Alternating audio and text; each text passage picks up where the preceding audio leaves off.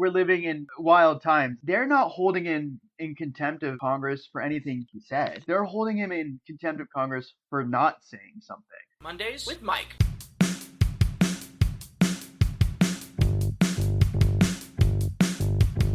Mondays with Mike.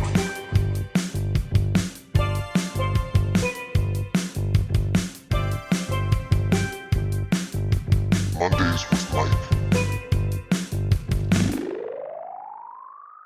Fauci was called before Congress by Rand Paul and his associates. I wrote henchmen. He pled the fifth in answer to every question, I believe, on the advice of his attorneys. Was he then held in contempt of Congress? And then a follow-up question to that is, but he had a pardon from Joe Biden, so what could he be guilty of? So let's walk through this. The answer to the first question is yes. He's been voted to be held in contempt of Congress by one committee on an 8-7 vote. Usually how this works is that they submit it to the full body to vote on, and then all of Congress votes on it. But that didn't happen this time. This time the committee that Rand Paul is the chairman of put it to a vote. They voted on a party line vote. Fauci was held in contempt of Congress. And so there's been a referral to what happens then is they just refer it to the Justice Department to see if charges should be filed. To your second question about the pardon. So the whole issue with the pardon, and we've talked about the issue of the pardons before when talking about Trump's prosecutions at the state level, is the pardon only covers federal crimes and only before the date of when the pardon was issued. Pardons can't be preemptive in the future, right? And so the issue that Fauci is confronted with is that he can still be prosecuted for state crimes. He could be prosecuted for city crimes, local crimes. He could also be prosecuted for lying to Congress now. So even if he was pardoned for something in the past, that doesn't mean that he was pardoned from being prosecuted for something like perjury when giving testimony in Congress now. So say, for instance, he makes any number of mistakes in a statement or misconstrues a statement or makes any kind of error.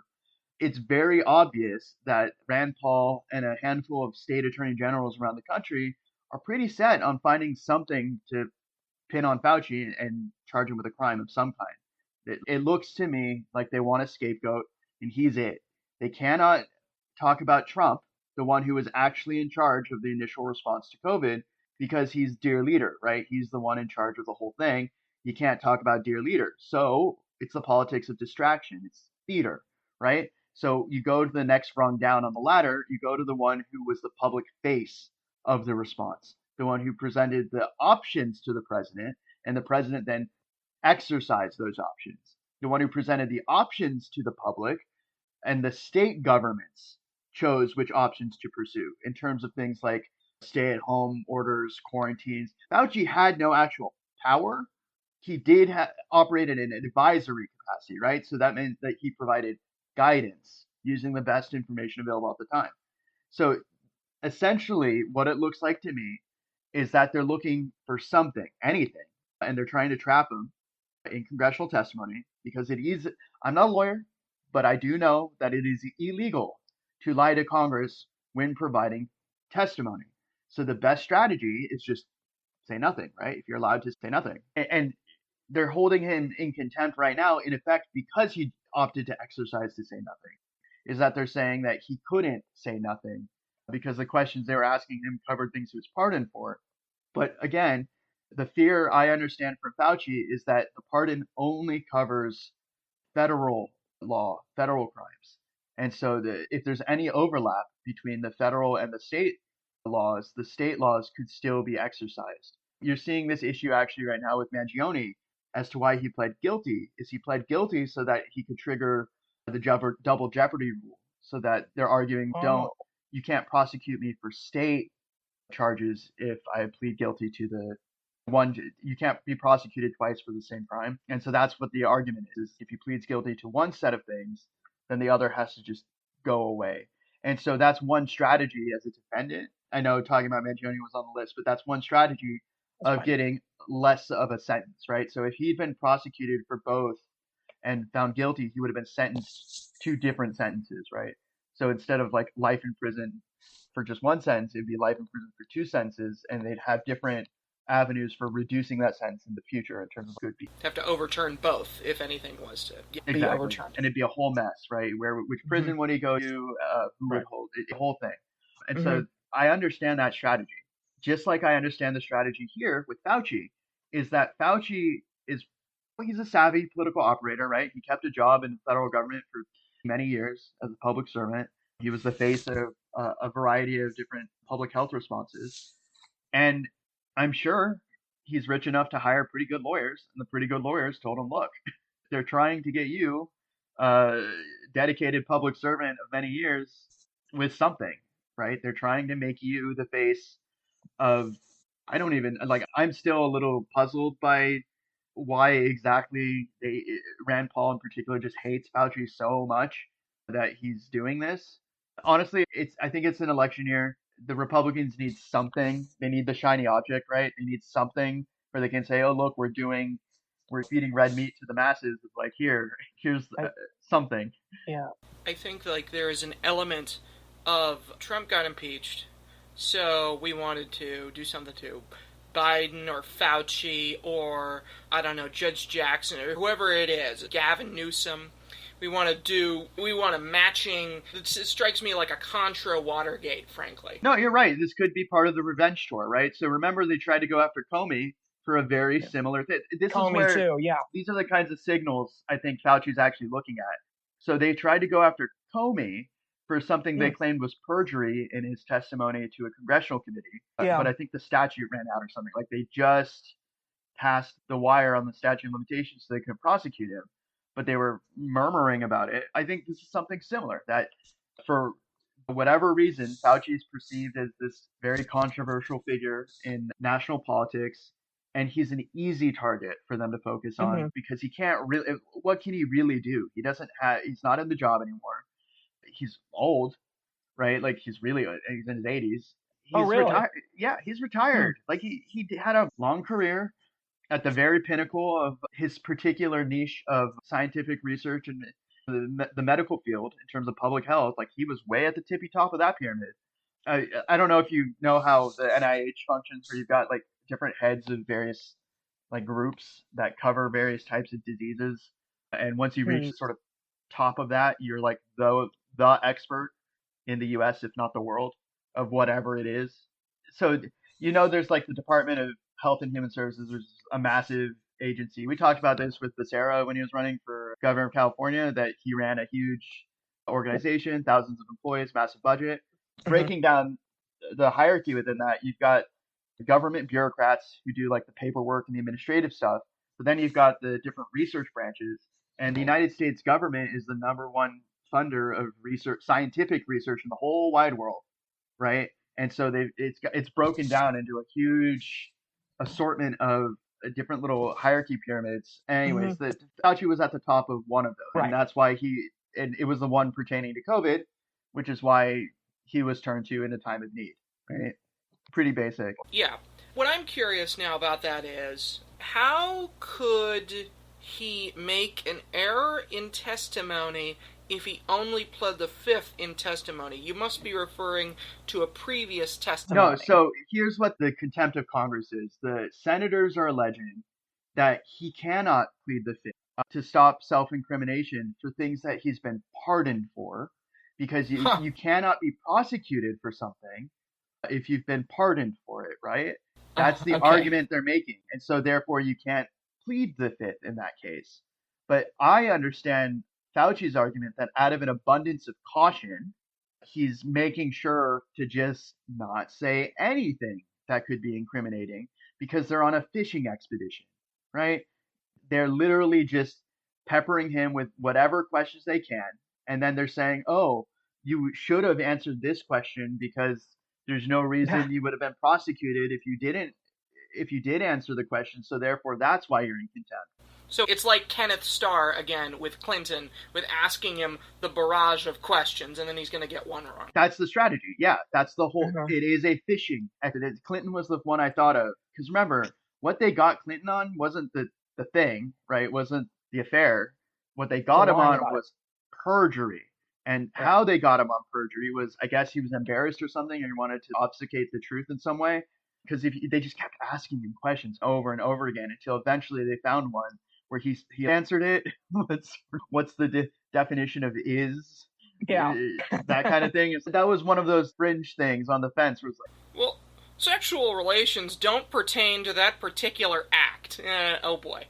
But nevertheless, it doesn't change the fact that it was a fishing expedition. It was a whole semantic thing. Same deal here.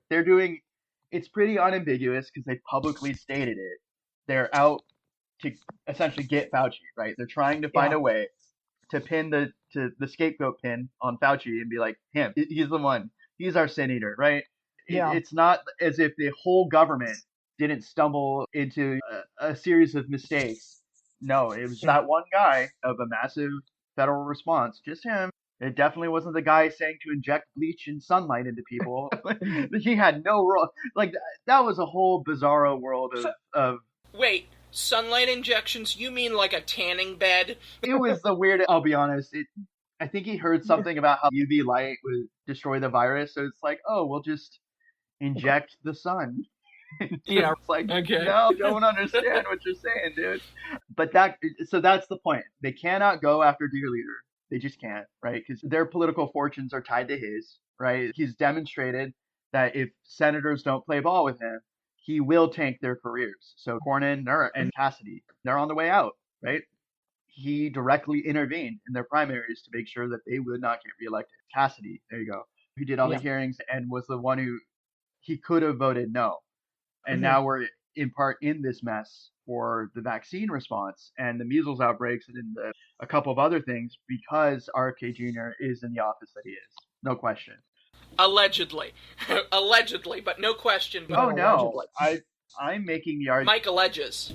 That absolutely RFK Jr.'s antipathy towards vaccinations and his record of being against vaccines has had an effect, a noticeable market effect on people not getting vaccinated. It's made a difference, and that has resulted in negative outcomes. That's just, you can say allegedly for sure, but I am making the argument that it was that, but also his sort of passivity for the Doge cuts.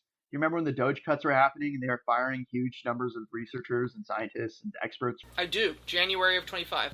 Yeah, RFK Jr. was asked all these questions from reporters like, why are all these various groups being fired? What's going on? He said, I didn't even realize they were being fired. I'll look into that. And it's like, you're the dude in charge. Why do you not know exactly who's being fired and for what reasons? You're the one who has to advocate in those rooms.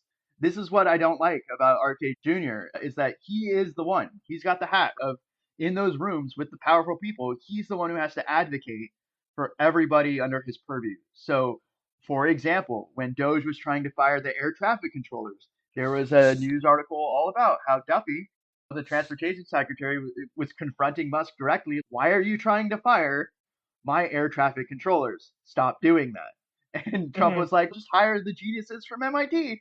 It's like, no, don't fire the people who know how to do the job. They're doing the job. We just need, I think we've been prosecuting this war for a little bit, and it hasn't gotten any better. I think it's time for some geniuses from MIT. Anyways, yeah, for this Fauci story, it's really sad, right? Because, at least from my perspective, he did what looked like the best he could with the information he had at the time. His options were super limited. It's not as if he had a whole bunch of options he could make in terms of the response. And I don't know. I think it's a pretty serious thing when 1 million people die that you need to create a very serious response. It can't just be wave your hands in the air and be like, it's fate, it's destiny, right? Some people will get sick and that's just the way it's going to be. No, if there's ways to prevent the spread of the disease, known, provable ways, I mean, I think that's a better option than just giving up because the disease had no known cure, no vaccine. What do? You know how it spreads, so you try to limit the spread. And it was very frightening there, and rightfully so, in February of 2020, I recall, because we thought it was killing 2% of those it infected, and that's going to be like 6 million Americans. And good thing it wasn't, Good thing it didn't reach that level. We did go to extraordinary ends. But to what degree and with what authority was Fauci the person who mandated them? I think it was a state-by-state basis, mostly. Yeah, that's the thing. This is where I just don't get it. Like, why they're trying to pin it on Fauci is Right. his job was to provide guidance. If you listen to his hearings and the press releases they did and all that, he would say, look, this is what we know. This is how we know best to respond. Take this information as you will in how you choose to on a state by state basis, but also for the federal response, right? So the federal government it did any number of things that in terms of transportation restrictions, in terms of how many ventilators the country would get, where to divert resources for the international response to try and limit its spread here. There were a whole list of things the federal government did that I'm sure Fauci helped advise on, but he didn't have, as far as I can tell, he never had any actual authority to do any specific thing. That authority always rested with the president at the very tippy top of what the federal government does, because even if the president delegates power, it's his decision to delegate that power, if that makes any sense, right? Mm-hmm. That he is giving the permission to do it, not that they can just act on their own volition. They have to still ask. I'm reading the Fifth Amendment currently. Yeah, it's just the freedom to not self-incriminate yourself is the big one. Yeah, and I'm like looking at the text specifically, but of course how it's applied would have to do more with case law than just my own reading of the text. Okay, so without reading the text, I'm just thinking to myself, no, you can't be forced to incriminate yourself. And for what reason would he not speak, but so that he not be incriminated? And if they're trying to incriminate him via contempt of Congress, that's an incrimination, and he was trying to protect himself from the incrimination, so I guess there was a danger of the incrimination, so he was right, there was a danger of the incrimination. And so, and I'm wondering if infamous crime has a definition here. That's why we're living in wild times. It's a weird roller coaster of emotion, is that they're not holding him in contempt of Congress for anything he said, right? They're holding him in contempt of Congress for not saying something. And it's wild, right? Because essentially they're trying to say that his lack of response was sufficient reason for him to be charged with a crime. And I hope he challenges. Honestly, I don't know if they'll give charges against him, because you do have a First Amendment right to say or not say things that you want. And there you are. Arguably, honestly, I'm surprised Fauci didn't say, look, I'm exercising my First Amendment right, freedom of speech, to protest what you're saying to me or trying to do here. So I'm just not going to say anything, because you can, in fact, protest the government, and the Senate committee is the government, right? And so this is where I think Fauci's lawyers are probably going to jump on a bunch of different avenues to try and just make this go nowhere, because it's not so clear that Fauci wouldn't be. The senators are alleging that Fauci had to respond because the things he was being asked about were things he was pardoned for.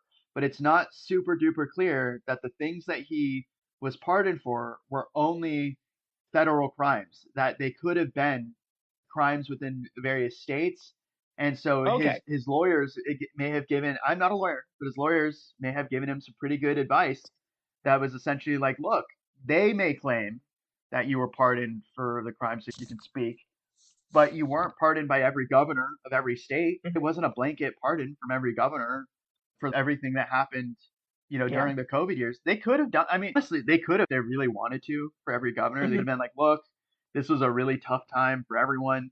Fauci did the best he could. We turned to him in our time of need for his expertise and advice. We did the best we could. Just leave the guy alone, right? Dedicated public servant. He did his job. Move on. So my premise here would be that states can't pass laws, state laws, governing, let's say, explicitly to govern the residents of other states. Each state governs its own residences. Now, if the person is doing business in your state, maybe, I'm sure that this isn't like an absolute thing, but I'm just thinking to myself, any state could pass some kind of law. It might be ex post facto at this point, but a state, if they didn't like the kind of thing Fauci did, could theoretically pass a law about it, And if they had already done something previous, if there had been an instance of this before, maybe it's already there. But you don't have to worry about all the laws of all the states of the union. So I'm thinking to myself, if he violated a state law, was he in that state? Yeah, this is why it's so difficult for Fauci. So in his capacity, I'm sure he was actually traveling quite a Oh bit. yeah, That he may have been to one or two states every few days boy. talking to various groups. Because remember, he Uh-huh. was like the head infectious disease guy, and every state public health system had their own unique challenges. So it's very possible he was traveling. I don't know what his schedule was, but it's quite possible that he was traveling place to place, talking maybe in private, maybe in public settings, and giving speeches or something. And that any one of those instances, the attorney generals of those states could be like, you told one falsehood or one lie or one slightly misleading thing that led to this thing. So now you need to face the full measure of the book, right? And Yeah, so the safest course for Fauci is just to be like, okay, I'm just not, right? I'm talk about any of yeah. it.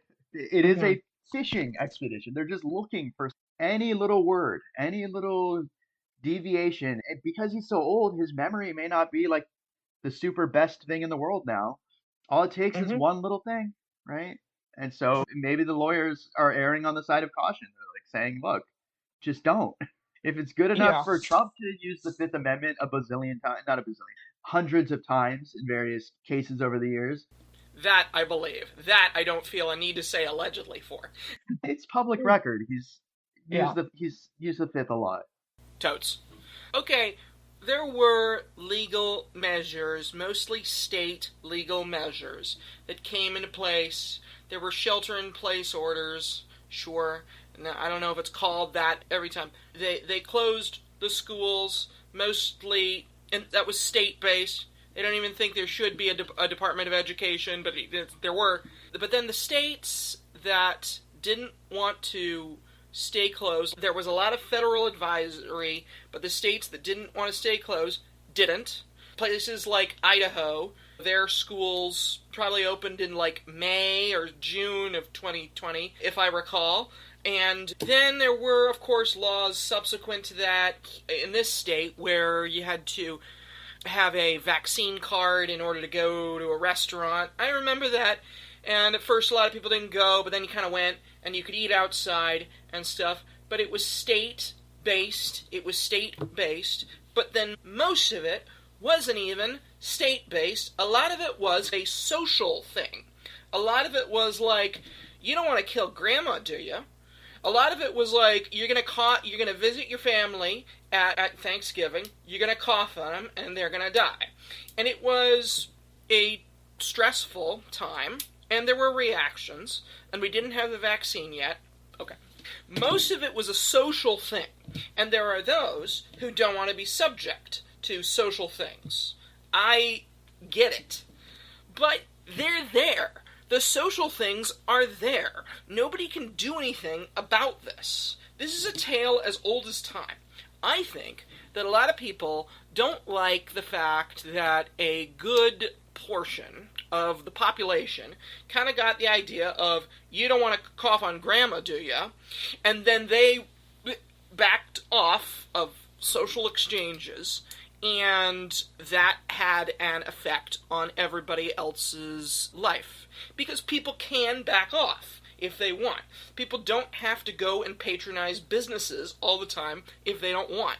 People can choose their association, and a lot of other people in this country don't like the fact that they live in a country where occasionally most people will kind of do that. And we do live in such a country. We live in such a country where if there's an emergency, everyone says, okay, yeah, we got our freedom, but here's how we're going to do it. You're not going to do it, then I guess you're not my friend. That's most of it. That's most of what they're reacting against, in my humble opinion. There's a religious component to it as well that I don't want to get into too much of the rabbit hole for that, but a lot of the constituency for these Republicans heavily depends on people showing up to church and being preached to in a certain way so that they Hmm. are all convinced to believe certain things, especially about the culture wars that are going on. There's two in particular. There's the abortion debate, and then there's this trans issue thing. It used Hmm. to be also gay marriage and homosexuality, but that's sort of moved into a different venue after gay marriage was passed and made legal. Yeah, I think But it has. there Yeah. was a time where part of the strategy of the Republican Party, if you pay careful attention to the history of the Republican Party, was that the way they were winning national elections was a handful of social issues. So guns, abortion, gay marriage. Now it's the trans debate, and then being against affirmative action. So this DEI thing where they're trying to fire women and people of color or to diminish them in the public discussion. In particular, you're seeing that in the military with Hegseth denying promotions to women and people of color. I was listening to an interview where someone, I don't know if this is actually true, but allegedly, right now, there's no female officers in the upper ranks up for promotion because they were all taken, like all their names were removed, which is wild. It's just completely crazy.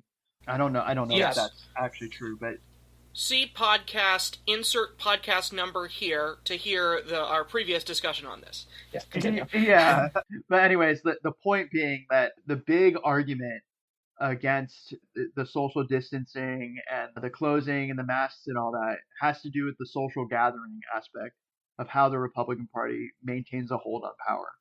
And there's a really long history of utilizing churches to advocate for certain things that gets people to turn out to vote. You can't get people to turn out to vote if they don't show up to the in person. Some people did online services. They did online services and they listened through live stream, but it's not the same. That doesn't have the same sort of power over the person as showing up in person and listening to the music and the singing and the communal like gathering aspect of it. And because I this is a little difficult to explain. The Republican Party heavily depends on maintaining hierarchies of power where somebody is at the top telling people how to live and what to do, and then everybody else follows in line. And it's very difficult to maintain that hierarchy if you're not having that visible hierarchy in place in person, constantly being foisted on people. Think of the Trump rallies, for example. So during COVID, an awful lot of people showed up to those Trump rallies without masks because it was this like party community thing. Do you remember Herman Cain? Oh, I remember Herman Cain, certainly. 999, yeah. He showed up to a Trump rally, got COVID, died, right? And so the whole point is that people would listen to the Republicans saying, "Oh, it's okay. You can go to our rallies and go to these political events and meetings and all that." And then bad consequences followed. And so clearly the Republicans are in power right now and they don't want to go, "Oh, it's a daisy," right? More people got sick because they listened to us and went to rallies. No, they want to find some kind of scapegoat, some kind of person to point at and go, "Oh, it's not really like our fault at all in the response of what happened. No, it was somebody else. It has to be somebody else." Or their argument's a little bit different, which is that the economic harm and fallout was more severe than a million people dying. Like, I'm struggling to understand what precisely their problem is. All I know is that there definitely is a problem that the Republican senators seem to have with Fauci and the COVID response that doesn't actually have anything to do with like public health. It has to do with what you're talking about, the like freedom stuff. The, oh, you're telling me I have to wear a mask, or you're telling me I have to not be near people, or you're telling me how to live my life. You don't get to tell me how to live my life. The only people who get to tell me how to live my life are whatever list of people in their lives allowed Pastor Joe, yeah. they're allowed to tell them their lives, right? And so it could be something like that. It could be something where their constituency is all just clamoring. They're like, somebody has to explain why my kid has anxiety and their reading levels, their math levels, the other like learning thing progressions all behind. And it's like, I don't want to be mean, but it's one of those things where it's like, at least they still have grandma and grandpa around because of the things that were put into place to protect them. Instead of way more people getting sick and dying. We think it was bad. It could have been catastrophically bad. Look at what's going on with Ebola in the Congo right now and their lack of an effective response and how it's spreading. That's a disease that kills something like 40% of all the people who get infected by it, right? They didn't know at the time just how bad COVID was or could have been because the amount of time it took to get COVID and then the symptoms from COVID were not fully understood. It's science. You have to do the scientific method. You have to actually observe things as they're happening and then arrive at conclusions. And the conclusions they arrived at, I'm sure, were like, oh, this is really bad, right? This is not good. We have to come up with some kind of response better than nothing, because nothing is Yeah. a terror. Look, some countries responded. I was looking into this. Some countries responded way better, way faster than the U.S. did. Taiwan, in particular, had millions of people in a very dense area, but they had in the tens of thousands of deaths for the entire duration of the COVID. Mhm. The U.S. has hundreds of millions, and we had a million people at least die. The world had 7 million or so. So, I'm really interested in your suggestion, too, that a lot of the reasons why Red America would not want social distancing was because it would counteract a type of ongoing, reinforced, for lack of a better term, indoctrination. Because I've heard that in schools, the kids have a harder time subsequent to it. So I was aware of the deleterious effects that it would have socially, and I knew that others were aware of it too, but I thought, okay, but the disease was of a unknown quantity deadliness, such that we judged that it could well have been worth it, so that every school day wasn't a super spreader event. You would say that it went against elements of social control. Oh, for sure. So think very carefully about how history classes are taught as a kind of propaganda, especially in public schools. If you remember the Right. history books, they're written in such a way to present the best positive light and hide Us good, them bad. Yeah. the past. There's other elements of it too. So one of that is pledging to the flag every day. It's just a sort of, if you talk with people from around Europe, for example, they are often very surprised when they hear at sports games, for example, people standing up and doing the Pledge of Allegiance to the flag, to the country. It reminds them an awful lot of nationalism and Italy and Mussolini and that kind of thing. But that's one of those things, right? So if you look at the Republican Party, part of the aspect of their tool of social control is they create in groups and they create out groups. And the in groups are the people that meet whatever bar they establish of like these are the acceptable people. And then the out groups is people they don't like for whatever reason, people that don't adhere to certain social mores or it's a long list. Schools are a version of that kind of collective. I don't know how to propagandizing, whatever you want to call it, and it has to be like constantly reinforced. Look, there's other aspects of it too that seem strange, but make sense if you think about it. So for a lot of the South, they really love their football games. They really love their football stadiums and the sort of social cohesion for these small towns that rally around their local football team. That if you ask in a lot of these southern towns who's the star football player, who's the best football player of the college team or the high school team, they'll know that name. But they won't know most of their elected politicians' names. They won't know any various aspects of social policy, but they definitely know sports stuff. And if you have things like social distancing, you have things like remote learning, you have things like requiring a vaccination card, then it limits the ability of especially the Republican politicians to utilize the tools in their toolbox for getting people to vote for them.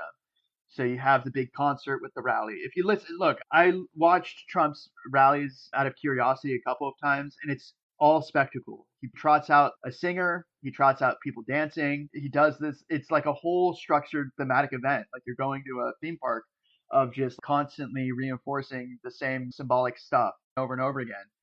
And Trump's a showman. He knows how to put on a show and be entertaining. And you can't really do that as effectively if nobody can show up, right? That they have to all show up and feel like they're part of something to maintain the illusion that they are. That it's not just a bunch of very wealthy people utilizing them to lower their taxes and to Yeah. stop spending on virtually everything that makes life better because that reduces the tax burden, right? And a great analogy of that would be that TV has a lot of higher production value than campfire songs. But campfire songs can be it hits you a certain place in the head. Sorry, please proceed. Oh no, you're right. It's stuff like that, but it's also just the way.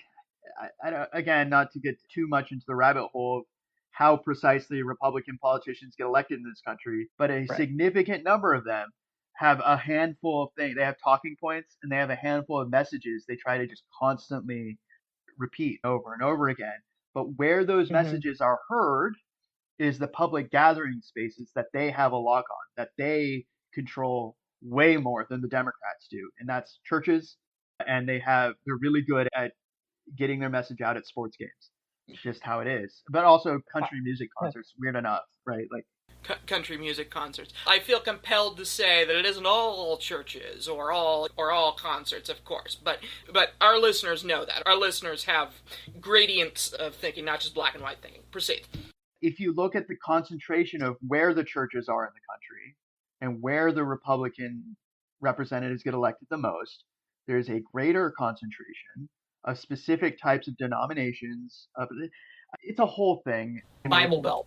Yeah, the point I'm trying to make is that social distancing flew in the face of certain teachings that people were getting of their place in the hierarchy, their role in our society, right?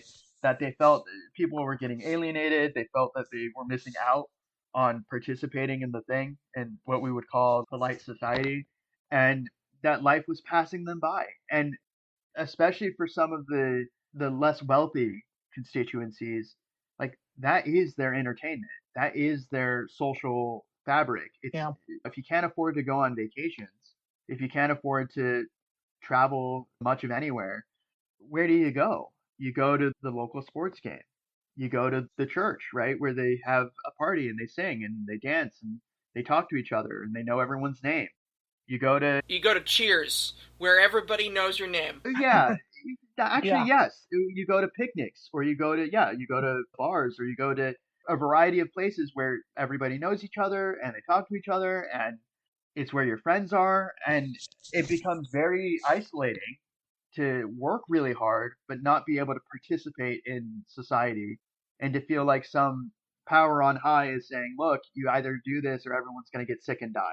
And it's like there's all sorts of things in life that people are they know the risks that we've talked about this for driving cars. They know the risks they're taking and they take them anyways to get to places faster or to be able to participate, because the US is a huge country. Sure is. In this particular circumstance, that option wasn't presented. You either got the vaccine or you didn't have a job.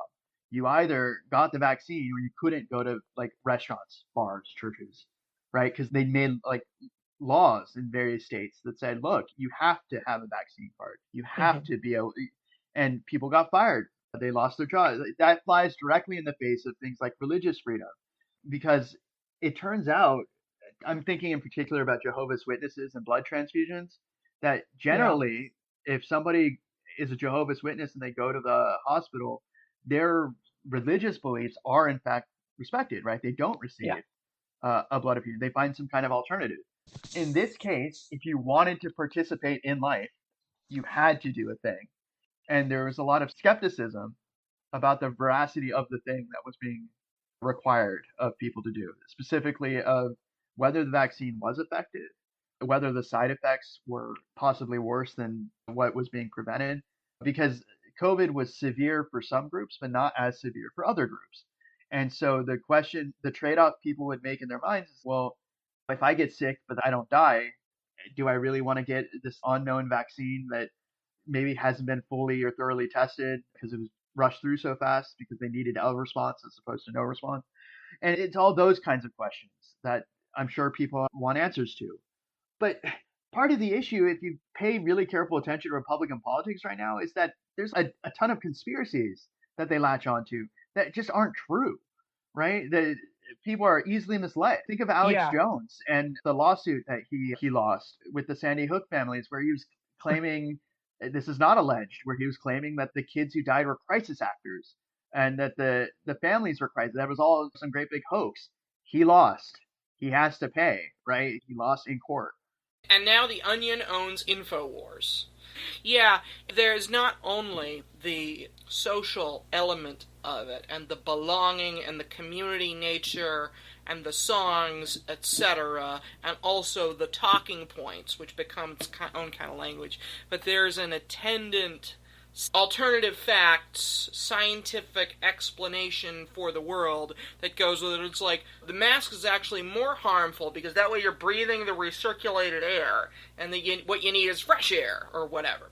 People do need fresh air, but I'm just imagining what such an explanation might. That entire argument about the masks being more dangerous than the disease that was killing people and putting them in ventilators where they needed to have like their breathing manually done by machine was just such a load of. Okay, I'm not gonna swear, but it was just incredibly bad. And this is my. It was a crock of pea soup. Sure, sure. But this is my gripe right now with elements of American society. Do you remember the Know Nothing Party? The party is like we're just. I remember I was in 48 before I volunteered in the Civil War. No, yeah, the Know Nothing Party. There's a streak of anti-intellectualism in the United States that is very jarring when you look at the rest of the civilized world, because this country has some of the most advanced technology that's ever been invented. Space travel, some extremely advanced military weapons and hardware systems, like the most advanced types of infrastructure at one time. And don't forget AI. Sure, there's like a list of things where the country embraces wholly like the most advanced, the most cutting edge technologies, and yet in addition, there's some element of the society that just like tacitly rejects any kind of scientific belief, observation. Like they believe that Earth is flat. They don't believe that the moon mission was real. That all vaccines cause like all sorts of diseases and exotic things. That we shouldn't trust the magic, the voodoo magic of the vaccinations because they purport to stop the spread of diseases that are just God's will, right? That are just fate, that people just have to get sick and die because it would be such a huge thing, such a terrible thing for people to turn to modern medicine to try and save their lives, right? Like, I don't understand that aspect of American society all that well, of why they embrace so easily the snake oil that's being peddled to them. I understand the snake oil salespeople, right? That they see an easy opportunity to make money, to get into politics, that it's easy to fan the flames of. It's much easier to argue with something. It's much easier to argue for something for which there is difficult. There's lack of evidence to prove the. How do I explain this? It's easier. Look, religions operate quite a lot on faith. It's much easier to claim a faith-based argument in politics and to advocate and get people to rally around that than it is to speak hard truths to people, right? That they're much more willing to accept certain types of arguments or ways of looking at the world because it makes the answers are easier. Yeah, people don't want hard truths. They'd be too hard. Thinking's difficult, right? Think of how much people watch TV, or how much they focus on like they gravitate towards the simple things in life. Sports, easy to understand, doesn't change all that much. Obama said something once that angered a lot of people, where he said that the thing about people turning to guns, God, and I don't remember the other one, but that they gravitate to three things, and those are the things that they focus on. And the COVID debate changed that for a lot of people. It limited their ability to participate in those specific things. He wasn't talking about that in relation to those things. It was a different thing, but that's the thing I'm thinking about when I'm wondering why are they so fixated on this particular issue at this time. It's because that's what they have in the arsenal right now of what they can talk about. The economy sucks. Gas prices are really high. The U.S. is in a war that I don't know that it's losing, but it doesn't look like it's winning. It looks like a stalemate. We're just stuck spinning the wheels. And the situation right now just doesn't look great. And so what do they need to turn to? They need some shiny object, some theater. That's what McCarthyism was, right? It was like, look for all the witches, right? Look for the communists, the witch hunts. So you don't think about your lives. You think about the boogeyman in the closet. You think about the people lurking in the shadows, trying to Svengali their way through your lives and be puppet masters and stuff. It's like, okay, what about the actual situation of what's going on in the U.S.? So you think that the sports stadiums are part of the whole sort of bread and circuses social control apparatus that you have described? Absolutely. Okay. So think about what happens during sports games. They pledge allegiance to the flag. Sometimes they the do national anthem, but yeah. They do, yeah, but they have the flag. while they're doing Right, their there's the flag. when I say pledge allegiance, I don't mean like the actual pledge. I mean that Okay, I get it now. they unfurl the flag, they have the honor guard, they do the national anthem, and people put their hands over their hearts facing towards the flag, right? And then you also have the flyovers of the planes. It's a whole spectacle, right? That if you look at what sports stadiums are right now, they're similar to modern day coliseums. You've got people bedecked with armor running into each other and banging their heads against each other. Or you've got people who are kicking balls at each other and running into each other. Or you've got people with bats swinging balls at each other, right? Or you've got, those are the big ones, is baseball, football, and it's soccer. But they're all sort of this militaristic social gathering kind of thing. And it's that quote, it's opiate for the that religion and sports. So religion is opiate for the masses, but I will say sports are also a kind of opiate for the masses. That essentially it's a form of distraction, that it gives people something to watch and marvel at, while at the same time the rest of the thing deteriorates around them. So look at university budgets and you tell me what's the most funded thing in almost every major university budget right now. The highest paid employee in the state is the football coach or the basketball coach in several states. Public employee. That's the one I was missing. Basketball. Yeah. They throw a ball into a hoop while also running into each other, right? They're knee deep in the hoopla. That or lacrosse, right? You have a stick that you throw a ball with the stick, and they also run into each other. Is that the one where they do it on horseback? No, lacrosse is the one with the stick with the net. Okay. Where I think polo is the one with the horseback. And then polo. And there's water polo, which is in the water with a ball, where they swim at each other. And then there's how do they get the horse in the water? No, there's no horse in it. That would be very funny, but no, there's no horse in the water for water polo. Maybe we need a new sport.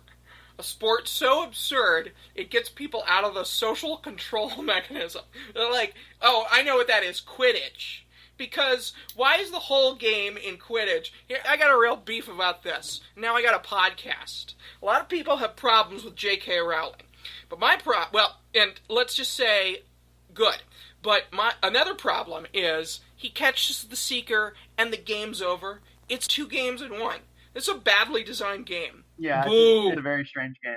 Okay. But then there's rugby, where they try to hold the ball and then run at each other. And then there's, what's the last one I'm thinking of? Oh, tennis, right? Badminton.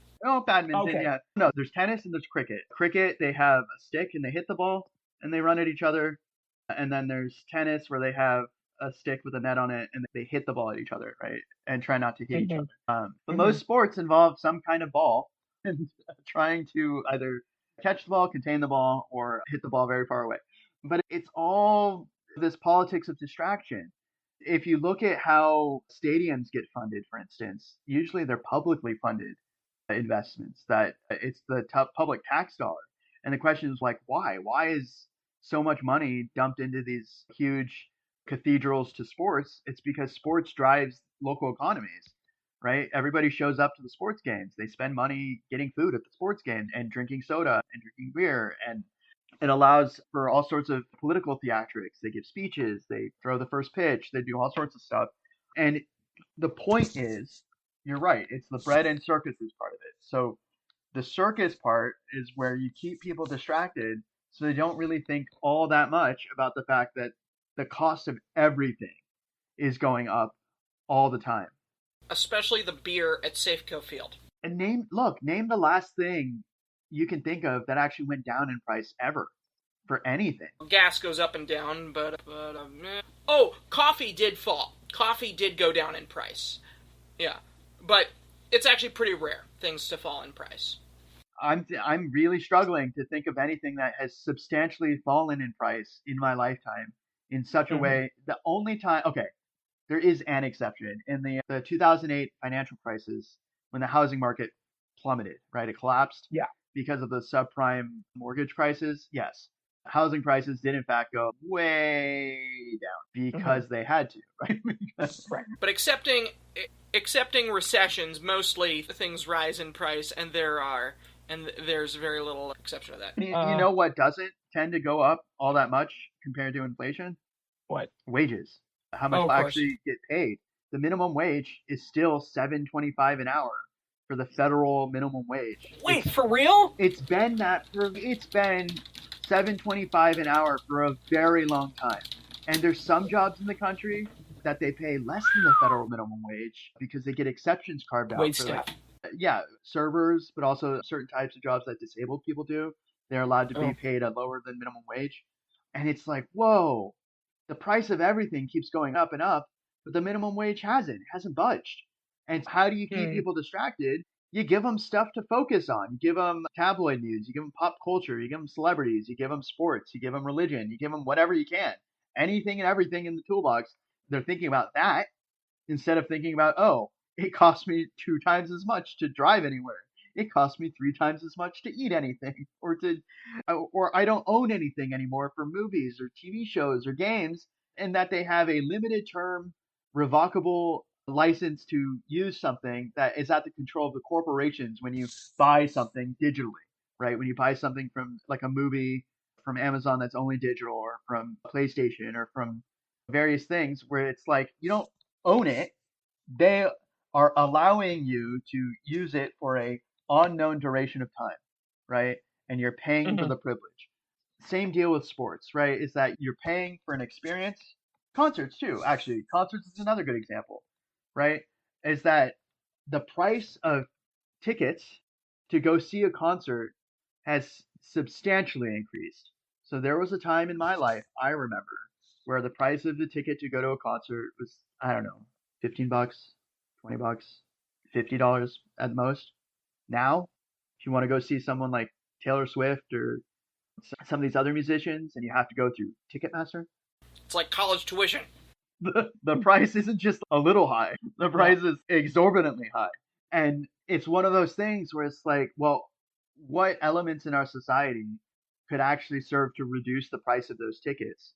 Probably the government, right? Through antitrust efforts and regulations, or trying to crack down on monopolies, or figuring out ways to make it more affordable through zoning or something for music venues. There's got to be tools in the toolbox where they could reduce the price, but they're not.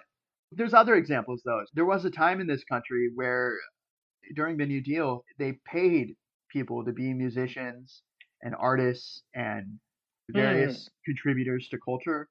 And those types of shows would be heavily discounted, right? If you wanted to go see a concert or a mural being unveiled or some kind of theater performance, because it was an effort to get people more involved in society.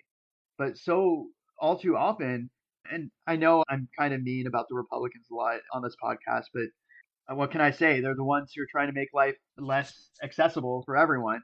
Is that the closest comparison we have now is the National Endowment of the Arts, and they're heavily trying to cut funds to it. They try to cut funds for NPR, they try to cut funds for PBS, they try to cut funds for the list goes on and on of things where it could be cheaper to go and watch a concert in the park or a symphony or something or some public museum, and it's not because they're cutting them or they're reducing the funding or they're closing them. So NPR operates still these days, right? Now they're just on private donations, right? But they don't have the reach. It's gotten a little harder. But essentially they got this is a question. And then following question is, but they got defunded mainly because Trump didn't like them, right? Oh, it's not just Trump. It's been a many decades long effort from the Republican Party to try and defund certain types of public radio and public programming, so PBS and NPR, and the other one was Voice of America. So usually Americans don't listen to Voice of America because Voice of America is radio that's broadcast internationally to places that Americans generally don't go, to try and talk about how great America is. And also, it provided a service to the rest of the world to provide news in places that otherwise would be news deserts. They wouldn't receive any kind of news.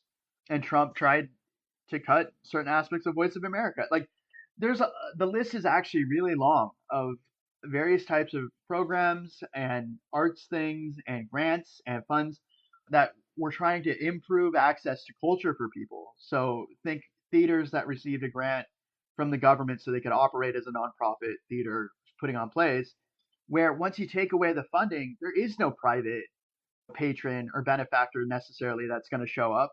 And those all shutter, all the different plays and theater houses and art projects, and the list goes on and on. But in terms of NPR, yeah, they tried to cut the funding for NPR and they tried to cut the funding for PBS. But the thing about that is the funding was certainly important, but it wasn't the only funding they were receiving, obviously. That they're also receiving help from their listeners and people who contribute. And viewers like you. Sure, but Yeah. for some of those NPR stations and some of the boonies and some of the remote areas, they probably were not getting most of their funding from listeners. Like most of their funding was probably being allocated by public dollars. And once the money dries up, you got to shut the doors, right? You can't keep doing something for free. I went to Voice of America's website, and this is the current website. It's August of 2026, and it says, Starmer, sooner or later, Russia must yield to peace. Starmer's not the prime minister anymore, and indeed this article was posted March 15th, 2025. This is very bad for brand America. It's even worse for brand Voice of America. But if we have something out there called America, and they're getting their news from it, then this is not good. This is not very good. They didn't even clean this up. I can't believe this. This is pretty ridiculous. So it sounds like public broadcasting is having a pretty hard time. Okay, so they released Fauci's diary, and he did enjoy the fame. He got to rub elbows with famous celebrities and talk with them. And the story that was pretty funny was he talked with Barbara Streisand, and then he butt dialed Barbara Streisand with his phone. They shared stories about whatever it was that they were talking about. But it's just funny that the top public health official, or one of them in the U.S., was talking to so many celebrities. Usually, bureaucrats are boring, serious people who do their serious jobs, and somehow overnight he became one of the most well-known, most visible people in the U.S. And so that was pretty amusing. Yeah. But I don't know. I think, honestly, my last word on Fauci is give the guy a break. He's retired. He spent a lifetime working to help people. Were there mistakes made? Maybe. Were those mistakes so egregious that he needs to be thrown in jail for the rest of his known old age into retirement? He's in his 80s. If they put him in prison, he's probably gonna die in prison. Is this really how we want to reward the people who put their careers and their reputations on the line trying to save lives? Honestly, he did heroic work. Was it perfect? No. Was any country's response to COVID perfect? No way. But No way. I want to say that I'm glad that he was there. I honestly think he did as good a response as anyone could have, and that his years and years of expertise allowed for competent, thoughtful challenges to what obviously, I need to not be mean, but the not medically experienced president was saying publicly at the time that was not very helpful, in my opinion. Stuff like the disease was going to go away over the summer, or his hesitance to talk about masks, and the stuff about bleach and injecting sunlight. That's not the kind of thing, the kind of messaging that people need to be hearing in the middle of a massive public health crisis. You need competent, sound, capable leadership that focuses on the facts of what we know, when we know it, how best to respond with what we know when we know it. The end, right? You don't want somebody driving a ship off a cliff if you can have somebody who knows how to navigate using the stars, right? It's not that complicated, right? You want experts, and he was an expert, okay? He was very, very expert person. It was better he was there than people telling you to inject bleach and sunlight, okay? Okay, I will say one last thing for Fauci. I really wish in that moment that he'd forcefully said, no, do not inject bleach into your body. Do not try to inject sunlight into your body. Like, no, don't do it. I really wish everybody in that press conference, I'm not kidding, had all said no. Perhaps in unison. Driving a ship off a cliff. Ah, Niagara. Alright. To the bear. Yeah. So there was this bear, it's reported by NBC News, which spent the night in a car. Okay, so the bear got into the car, probably looking for some food, and then it got stuck in the car. It honked the horn to try to get out, but the owners of the car thought it was somebody else's car that was honking all night. So, but then the owner tied a rope or something onto the handle of the car and pulled the door open from far away. I know this one is barely a story anyway, and that the content landscape of this is pretty barren, but I couldn't bear to not include it. That's what I have to say. How about bears, huh? Yeah, so my response was, how dare you have bear puns in the show notes? Bears are important too. That video was pretty dramatic of the guy with the rope opening the door to try and get the bear out. It reminded me a lot of that story of the bear in the basement of that guy's house that just wouldn't leave. And it's like, what do you do if a giant bear shows up and won't leave, like gets stuck? You barely have any options at all. Yeah, It bears mentioning that. it does, absolutely. I'm gonna mute myself here. No worries. But the thing is, for bears, it reminds me that we need to make sure we have experts who can help people deal with these kinds of problems, because it's very dangerous to actually interact with a giant bear. They're unpredictable. They're scary. And that, yeah, the rope thing may have worked, but I would hope that in the future, maybe call animal control or something and be like, hey, can you help me get this giant bear out of my... I know DIY is in vogue here, but maybe leave certain things to the professionals. Yeah. Did you see that video of the guy from Washington who got thrown into the air by a bison at Yellowstone? Yeah, I did. Did he die? No, he just got really hurt. But Okay. that was a crazy video of this giant bison just throwing the guy up in the air. And he's walking along. Yeah, the point there is leave it to the professionals. That's right. Don't click close to the scary giant animals. Because bears, while they're cute, they're not as deadly as cars, nor are bison. But if you see a car versus seeing a bear, you're probably in a little bit more danger with a bear if it's a brown bear, etc. Anyway, but we get the picture. But I do know why it's a news story, because it's dog bites man is a normal everyday story. Man bites dog. That's newsworthy. Bears in the woods, normal everyday story. Bear drives car. Now that's a news story. Bear. That's right. Bear in a car. That's because how did he even get in? I was looking at that car and I was thinking, how did that bear, that big bear full of lots of fur and stuff and claws, how did it get into the car? Because the car was smaller than the bear. It was one of those things where I was like, that's got to be uncomfortable. Maybe it was all a circus act. Mondays with Mike.